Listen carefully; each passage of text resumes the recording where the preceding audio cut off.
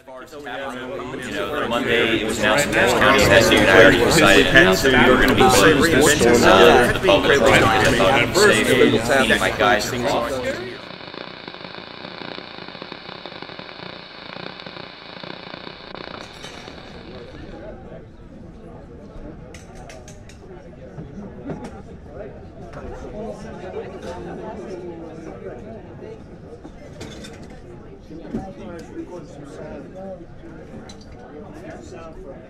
You know, generally speaking, beer, spirits, wine, in my opinion, it's something to go out and have fun with, right? I mean, yes, you may drink it at home, but a huge part about the culture and a large part of what drives a lot of sales is going to do something.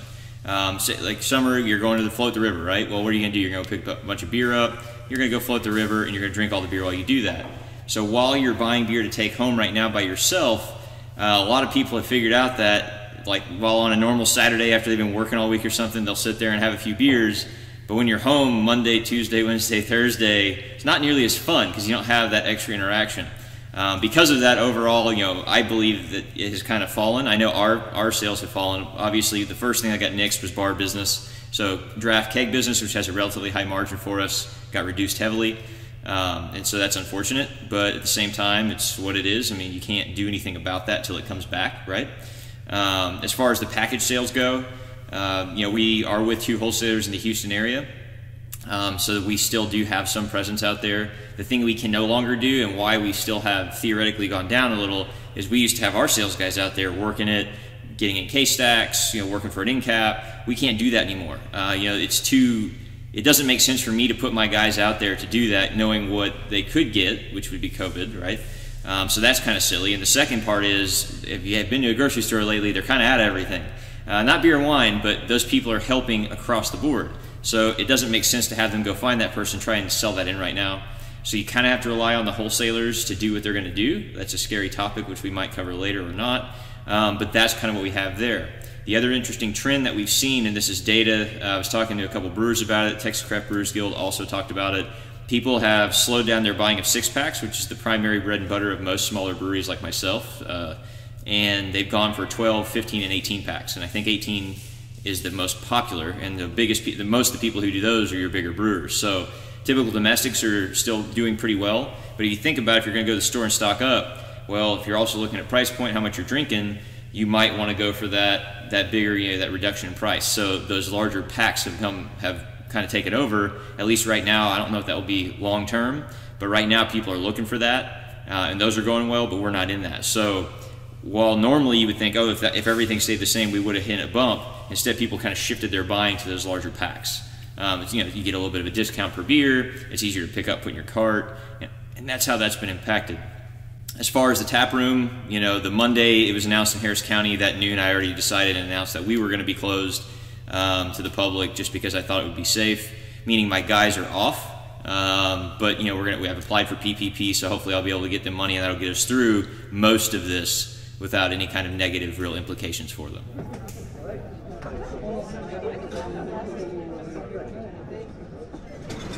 Well, I think with any brewery, when you take half of the output offline with on-premise sales, you know, that's tough for anyone. You know, so we've had to adapt just like everybody else. You know, having the ability to sell beer out of the tap room has been, you know, our saving grace, allowing, you know, our supporters to come to us and show us that they support us. So these are unprecedented times. There's no question that there's going to be some real heartache with people that have put their life into breweries, and you know, I just hope this thing gets over with sooner than later so we can get back to business. But there's no way to sugarcoat it. This is a disaster. No, we plan on keeping everyone. You know, I want to keep my team intact as we go through this storm together. SpindleTap's done some good things to allow us to keep our employees, and one thing being just the drive-through support has really offset a lot of the on-premise sales. You know, not enough, but enough to keep us afloat. And then, you know, maximizing everything the government's throwing out there. You know, the bottom line is they're throwing the war chest at this problem. So there's some platforms for businesses to to give them 90 days of life support. You know, so we're going to maximize anything and everything we can.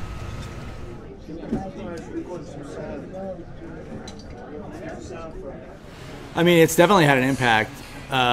You know, it's being a new brewery. We were just kind of finding our stride. We were really impressed with our week-over-week sales growth. Having just opened in November, we were watching our customer count go up every week. We're adding new beer to the lineup. It seemed like it was smooth sailing. I mean, obviously nobody could have predicted something like this in our lifetime, at least. We thought we had all these things under control. So, you know, where we're at now is, you know, we're just doing beer to go out of the tap room. First week that we did it, it was kind of new to us and felt a little foreign and difficult. Second week, people were kind of realizing that that's the way they were going to get their beer. And then, you know, then the third week, our POS system arrived. They figured out how to do online ordering, so that's been a help. And then now we're going into the fourth week, and you know, people are kind of got the rhythm of coming in to get beer to go, and so people are really observant of the social distancing. Now that hasn't helped us, obviously, because, you know, we're used to have a couple hundred people over the weekend into the brewery. Our sales are down probably 40 to 50% based on where we were. We've been fortunate, though, that we haven't let anybody go. I mean, we've got 3 employees. We haven't had to cut any. We've had to cut some of the part-time employees back just to the weekend hours because of the social distancing. But as far as letting anybody go, that's not our plan. You know, we've trimmed back on our overhead and some of our operating expenses. So we're maintaining with what we're taking in with revenue. It's not easy. I mean, we had growth plans. Literally, the week that we delivered our first keg here in Houston for distribution, coronavirus lands. Distribution stops as of then, right? Because all the bars and restaurants don't want the beer. So we weren't too far into it at that point, to the extent that there was going to be a lot of collateral damage, layoff, lost revenue from that perspective. So we were just starting that. We are very fortunate that where we're at in the lifespan of our brewery and where we want to be and what's happened here recently, we're able to pivot into this and kind of have a more formulated strategy where we're not trying to pick up the pieces, but actually trying to assemble something to go forward.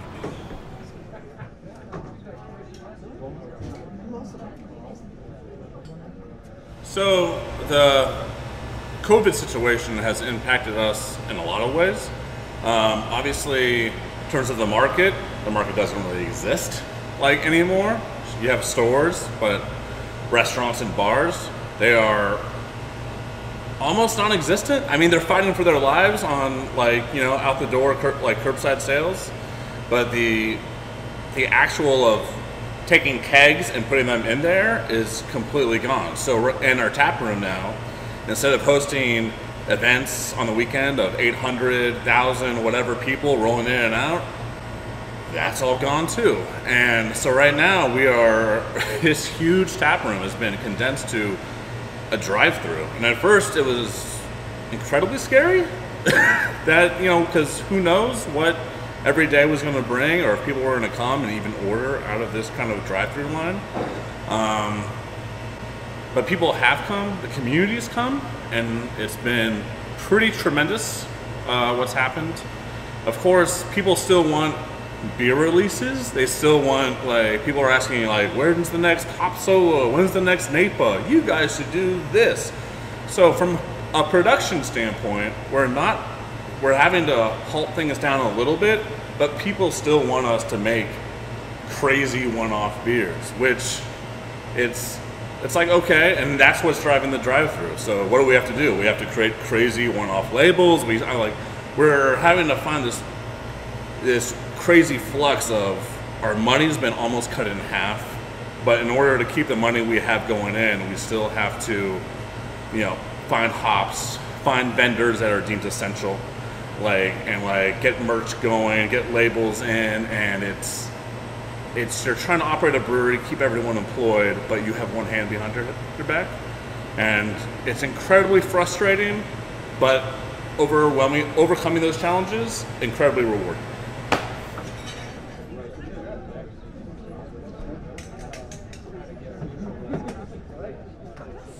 Yeah, look, at a broad level, it's been quite devastating, as you can imagine. The tap room is still operating on a to-go basis with both a restaurant, or the food and the beer. We were able to maintain a number of staff on a full-time basis, which is great given the circumstances. In terms of beer production, it's fairly minimal, as you can imagine. We are focusing on can production right now. Grocery stores, liquor stores, and a couple of our customers with smaller grocery stores are continuing to. We're seeing some good demand there, and in fact, it's quite interesting that with the to-go sales here at the tap room, we're actually seeing a bit of a change in dynamic in terms of our consumers' purchasing habits, and they're coming straight to the brewery to purchase, or straight to the tap room. And so we are seeing an overall similar levels pre and during COVID-19 in terms of our package sales between grocery stores and tap room. It's just the split between the two has changed a little bit. It's difficult to definitively pinpoint the behaviour. However, just from my own personal experience, if I can avoid going to a grocery store, I will.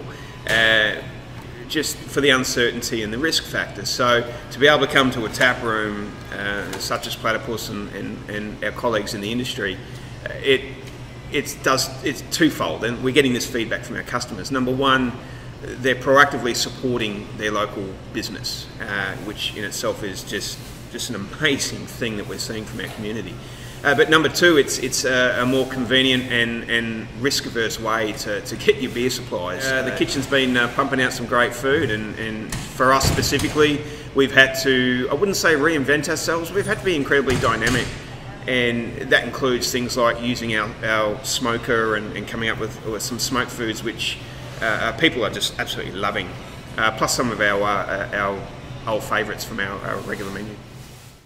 I do want to tell everybody that, hey, for everybody buying our beer during this, I really appreciate it. Thank you very much. Every little bit helps, and so anytime you buy it for what we have, that's awesome. And I want to let everybody know, while you're doing that, please be safe. Take care of yourselves, because at the end of this, we're going to have a really huge party. So come on out when that happens. In the meantime, stay home, stay safe, and drink a whole lot of beer.